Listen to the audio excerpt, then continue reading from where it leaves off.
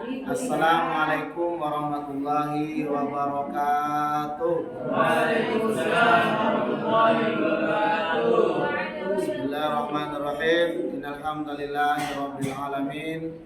Nahmaduhu wa nusalli wa nusallimu ala rasulihil karim wa ala alihi wa ashabihi ajma'in, amma ba'd.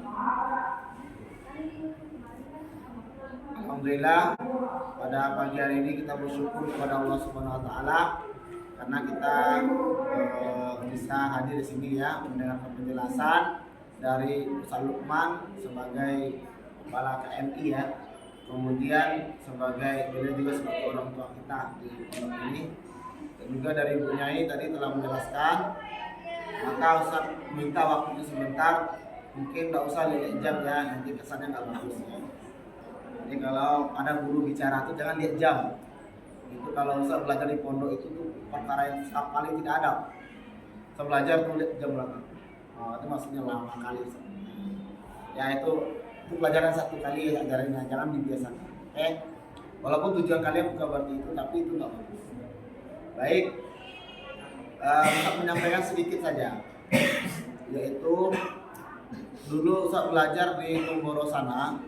Maka ada guru Ustaz menyampaikan sama Ustaz dan juga beliau mendapat dari Kiai bahwasanya kata beliau 8 tahun kalian belajar di pondok ini, 10 tahun kalian belajar di pondok ini, itu nggak ada apa-apanya dibandingkan dengan pengabdian kalian 1 tahun.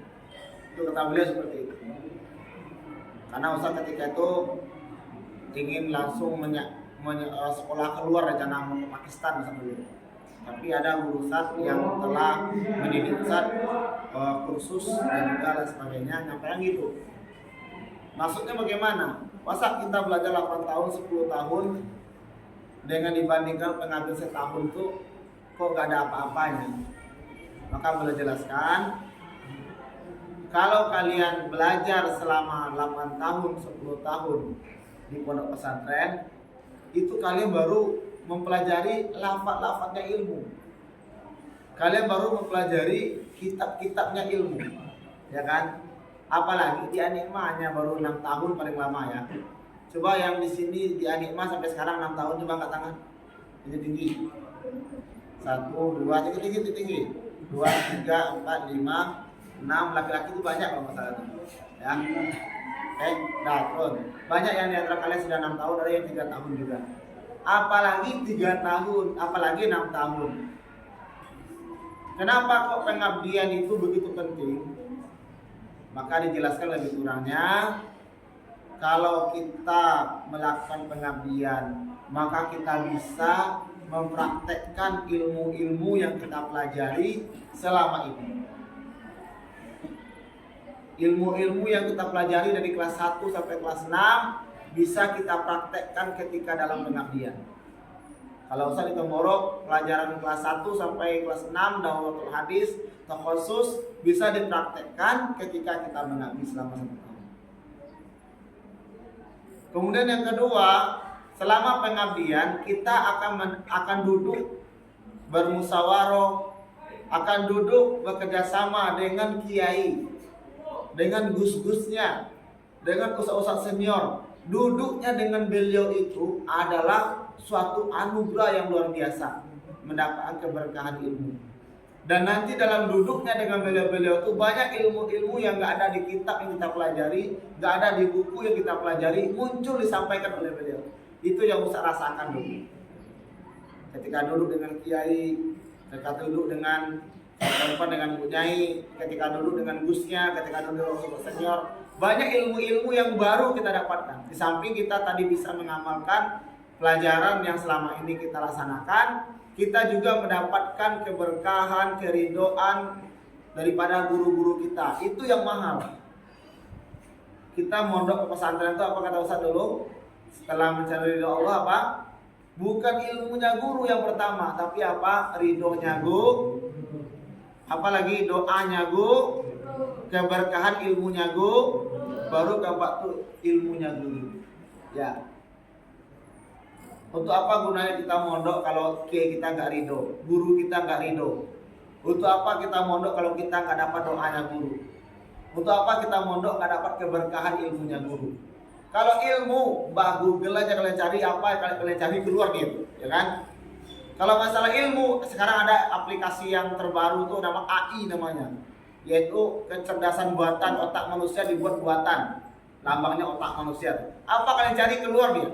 Bahkan kalian cari bahasa kalian sendiri, misalnya ini dalam bahasa Sunda apa keluar dia, langsung. Bahkan robot pun sekarang dikasih AI itu bisa melayani, bisa bicara kayak Ustaz ini, bisa senyum robotnya. Itu kecerdasan sekarang. Itu ilmu tapi keberkahannya nggak dapat. Jadi itu ya. Itu kalau dalam dunia pondok ya. Tapi kalau dunia sekolah umum saya nggak tahu ya. Yaitu dapat keberkahan guru, dapat ridhonya guru, dapat apa? Doanya guru. Yang tadi ilmunya guru. Kemudian yang selanjutnya, apa yang kita dapatkan kalau kita mengabdi? Ya. Kenapa kok 1 tahun itu jauh lebih luar biasa mengabdi daripada belajar 10 tahun atau 3 tahun di sini 6 tahun. Apalagi yang kita akan merasakan betapa getirnya, betapa susahnya, betapa perjuangannya menjadi seorang guru. Yang selama ini belum kalian rasakan. Mungkin kalian begitu mudahnya kalian mencaci guru kalian, mungkin ya, menggunjing guru kalian, mungkin dongkol. Kalian belum merasakan apa yang mereka rasakan. Kalian belum mencoba penderitaan yang mereka lakukan, rasakan membina kita. Maka orang akan terasa jasanya guru ketika sudah menjadi guru. Orang akan terasa jasanya orang tua ketika sudah menjadi ayah atau ibu atau jadi orang tua. Kalau jadi anak nih nggak terasa, mau minta uang aja, kalau nggak nanti ini nggak jadi murid gitu juga. Tapi coba nanti kalian jadi guru, bagaimana? Kita mengajar guru santri jam, kita ngajar santri ribut, kita ngajar santri nggak masuk, kita ngajar santrinya lari, daur dulu, bangunan dari tidurnya dulu. Ada santri yang dongkol lagi, ada orang tua kalian mencak-mencak, goblok ke guru kalian. Itu yang kami rasakan. Tapi apa? Gak masalah asal kalian jadi orang hebat. Itu yang akan kalian dapatkan ketika kalian mengabdi. Kalau kalian tidak mengabdi, kalian tidak akan dapatkan. Nanti rasa ego, rasa sombong kita masih tetap ada. Tapi kalau kita mengabdi, maka kita, oh begitu dulu ya Ustaz Usman ngajar saya ya. Masa sekali beliau marah. Oh gitu Gus Asmi dulu ngajar kami. Oh gitu Ustaz Mutawali dulu. Oh gitu Bijapit dulu ngajar kami ya. Pantasan. Di situ baru terasa sehingga kalian bisa lebih menghargai guru kalian. Kita bisa mendoakan guru kalian. Kalau nggak gitu, bahkan ada di antara murid-murid itu baru tamat baru sudah bikin propaganda untuk guru-gurunya di medsos. Ada mengatakan mantan guru. Jadi dalam dunia pondok tidak ada mantan guru, tidak ada mantan guru, nggak ada mantan ustadz. Ustadz atau guru atau ustazah itu orang tua kita sampai di akhir. Tidak ada mantan. Jangan sampai kalian merasa oh itu guru saya dulu. Sekarang enggak. Walaupun kalian hebat nanti hafal Quran 30 juz, bihatmil kubro, qiraa'ah asaro, atau artinya atau tafsirnya, bertemu sama Ustaz Usman. Jangan ya, walaupun ilmu saya nggak seberapa, bagi seorang murid itu tetap menghormati gurunya. Paham sampai sini? Jadi apa yang akan kita dapatkan? Kita akan merasakan jasa-jasanya guru sehingga kita bisa lebih hormat kepada guru kita. Kita lebih mendoakan guru kita. Kemudian anak-anak semuanya, di dalam kalian pengabdian kalian juga akan belajar bagaimana cara mengajar. Akan belajar cara mengajar. Nanti kalian kalau sudah terbiasa mengajar, kemana saja kalian pergi nanti kalian akan hidup, ya. Kalau kalian masuk perguruan tinggi setelah kalian mengabdi setahun, masuk organisasi kalian sudah bisa menghandle, masuk lembaga kampus kalian sudah bisa, atau diangkat menjadi ini kalian sudah bisa. Kenapa? Sudah pengabdian setahun, dibina setahun. Tapi kalian tiba-tiba tamat aliyah, tiba-tiba masuk perguruan tinggi contohnya, atau kalian tidak mengabdi, maka kalian nanti tiba di sana masih kaku. kecuali yang beasiswa ya. Kecuali yang beasiswa itu pengecualian apa.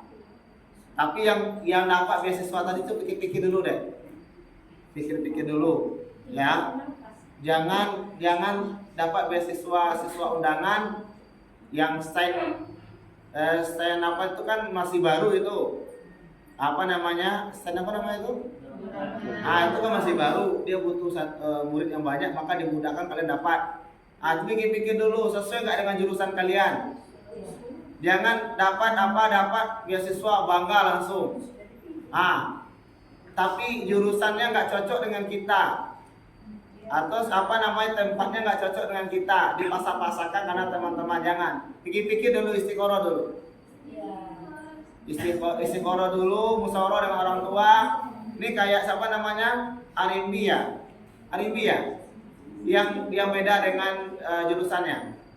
Arimbi kan? Itu gentleman namanya. Dia berbeda jurusannya, dia berani nolaknya. Apa? Karena nggak sama dengan jurusan saya, sehingga nanti tidak maksimal.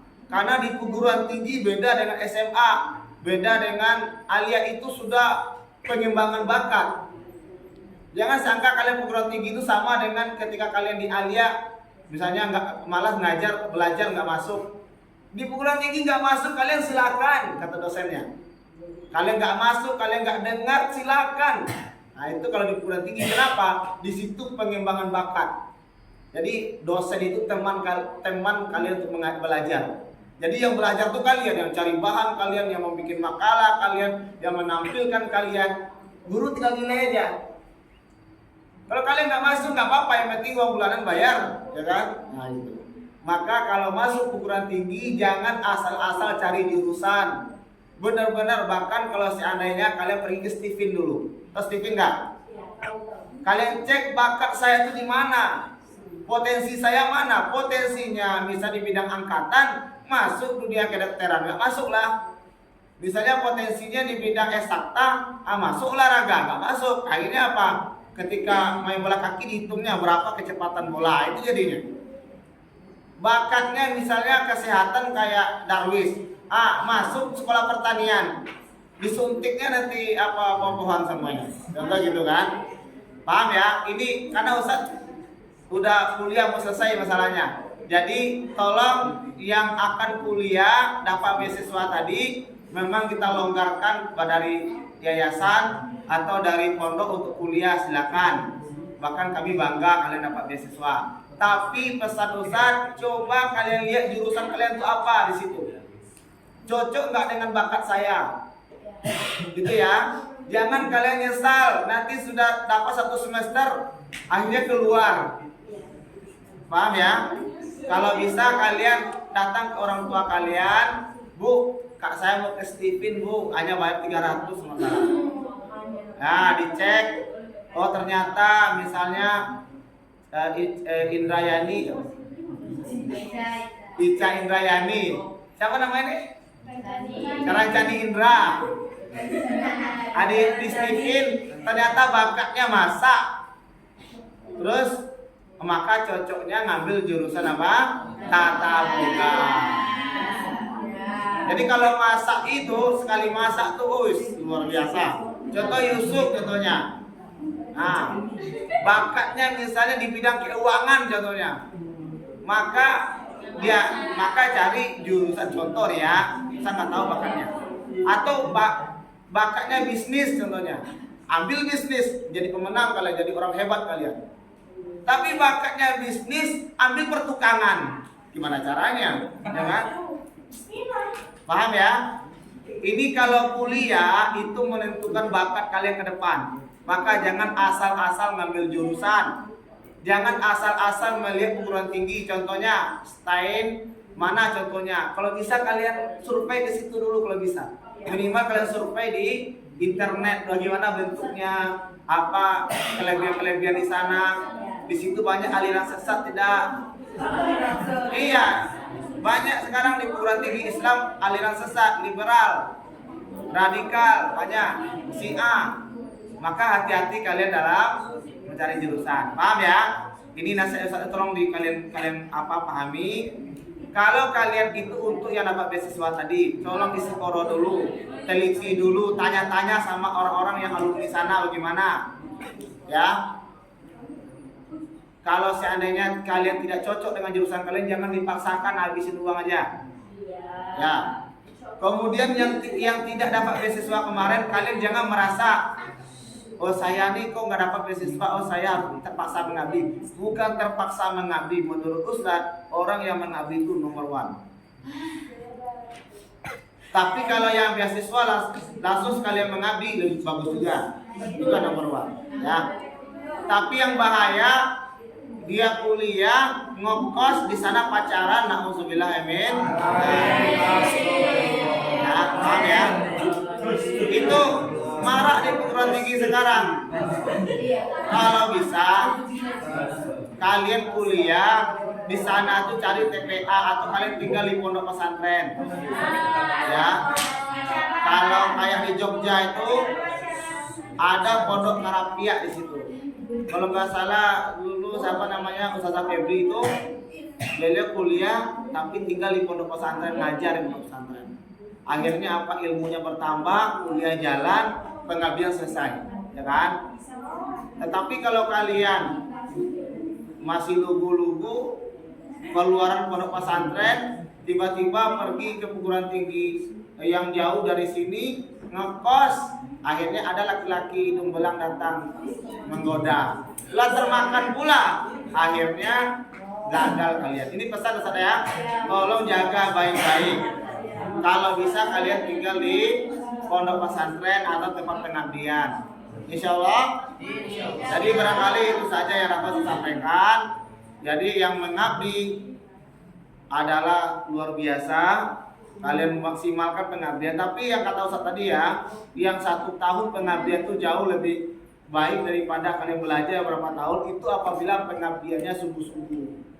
Apabila pengabdiannya menghabiskan segala upaya dayanya untuk mengabdi, ikut arahan gurunya, itu akan mendapat seperti itu. Tapi kalau mengabdi kerjanya main game aja atau nonton anime atau main nonton YouTube, sama aja, ya. Nah itu sama aja berarti. Tapi kalau sama mengabdi, sungguh-sungguh mengabdi, seolah-olah nggak ada waktu untuk istirahat, maka akan dapat seperti itu. Dan alhamdulillah Ustaz mengabdi lebih kurang 2,5 tahun dulu di Temboro. 1,5 tahun di cabangnya, keluar 1 tahun dakwah keliling dunia, 1 tahun lamanya. Ya, akhirnya alhamdulillah sekarang kalau saya bicara sulit menghentikannya, ya kan? Kenapa? Karena ngabdinya lama, ya kan? Maka sekarang setiap pasal mengabdi itu pondoknya udah besar sekarang. Mulai dari merintis menemani Ustaz yang duluan. Kenapa? Bahkan orang-orang yang mengabdi rata-rata kalau disuruh bikin pondok tidak bisa. Kenapa? Dah biasa. Barangkali itu saja yang aku sampaikan. Ada pertanyaan sampai sini? Rancani Indra ada pertanyaan? Kamil? Ada. Isan? Salman? Yusuf? Jangan sedih dulu Yusuf ya. Nggak ngambil pengabdian ya. Yusuf, rencana diundang nanti ngambil jurusan apa? Atau sama semuanya di STIQ jadi tafsir. Ya, jangan kalian merasa ngece dengan STIQ loh. Apa dah? Itu guru dosennya ulama-ulama semua loh. Kan? Ya. Termasuk guru kalian Umi Endi alumni sana loh. Termasuk Usman juga mau alumni sana juga loh. Rektornya siapa? Profesor Dr. Said Agil Husin Al Munawar, LCMA. Beliau ulama internasional yang ada di apa namanya di Indonesia ini. Itu ketuanya. Jadi semoga ya terserah kalian nanti pilih di perguruan tinggi mana saja. Yang penting pesan-pesan tadi, jangan asal-asal milih perguruan tinggi, benar-benar diteliti. Jangan asal-asal memilih jurusan, tapi sesuaikan dengan bakat kita, sesuaikan dengan potensi kita, sehingga ilmu kalian itu benar-benar bermanfaat nanti. Jangan sampai hanya formalitas. Ya, jurusan hobinya keuangan tapi ngambil tata boga. Ya kan, nah, ini orangnya penakut, orangnya suka jijik, ngambil jurusan kedokteran. Akhirnya ketika tes mental masuk kamar mayat dia mati duluan. Ya kan? Dia orangnya punya fobia ketinggian, manjat-manjat tinggi gak bisa, dia ngambil pertukangan. Akhirnya manjat 3 meter dia jatuh duluan. Nah, jadi itu ya. Nah, atau ada fobia darah, ambil kebidanan.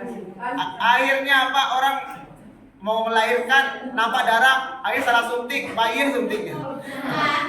Ya, itu kurang minta maaf. Assalamualaikum warahmatullahi wabarakatuh.